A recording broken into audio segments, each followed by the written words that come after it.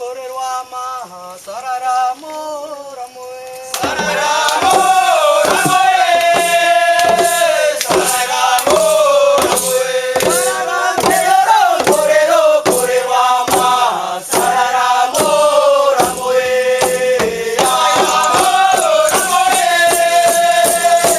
Ini jenis nyanyian war atau nyanyian purba yang disebut Dou Korer atau nyanyian-nyanyian tentang harapan dunia yang baru atau nyanyian Koreri. Di mana nyanyian ini mengatakan bahwa daun kelapa atau daun nyiur yang melambai-lambai dia sedang memanggil datangnya sebuah kehidupan baru di tengah-tengah kehidupan kami. Sarai ramo yang artinya daun kelapa, daun nyiur yang melambai-lambai. Dia sedang memanggil datangnya kehidupan baru atau sedang memanggil datangnya atau wujudnya kerajaan surga di tengah-tengah kehidupan kami.